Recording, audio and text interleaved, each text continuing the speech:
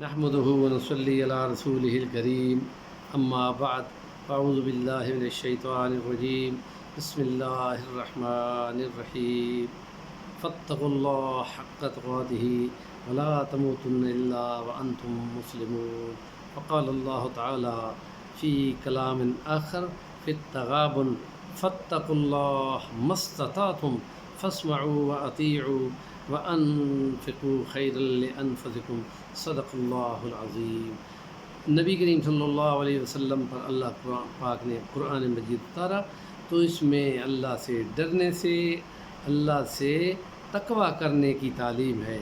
اور تقوی کس کو کہتے ہیں؟ بچنا، اپنے آپ کو روکنا۔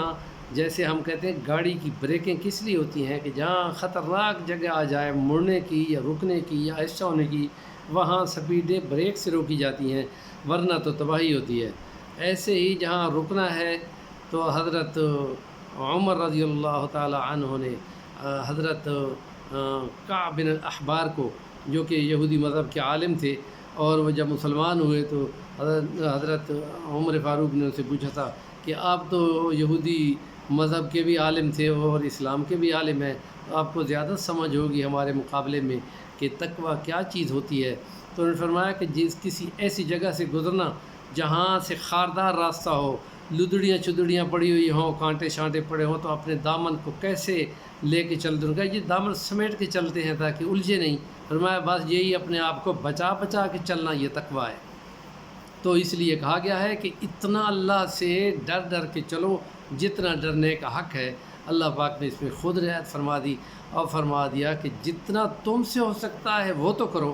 تو نبی کریم صلی اللہ علیہ وسلم نے فرمایا یہ تقوی دل میں ہوتا ہے، اور اپنے سینے کی طرف 3 بار اشارہ فرمایا۔ فرمایا التقوی ہا ہنا ویشیر الی صدرہ 3 مرات، 3 دفعہ آپ نے فرمایا یہاں ہوتا ہے تقوی، یہاں ہوتا ہے تقوی، یہاں ہوتا ہے۔ تو دل میں رکھنا چاہیے، اور دل کو خدا پاک خوب اچھی طرح جانتا ہے کہ دل گویا کہ اللہ کا گھر ہے، اس میں خدا کو بسانا اور اس کی نافرمانی سے اپنے آپ کو بچانا۔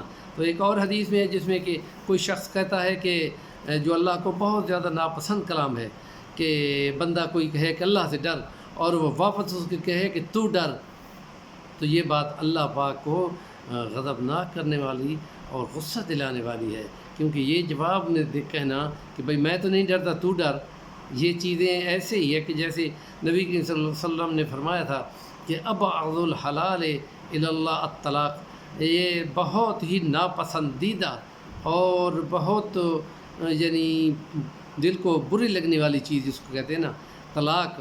نکاح کے مقابلے میں طلاق ہوتی ہے تو وہ جو جوڑنے والی ہے وہ نکاح ہے، اور توڑنے والی طلاق ہے۔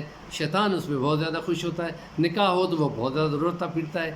اسی طرح تقوی پہ شیطان کی ساری کوشش ختم ہو جاتی ہے۔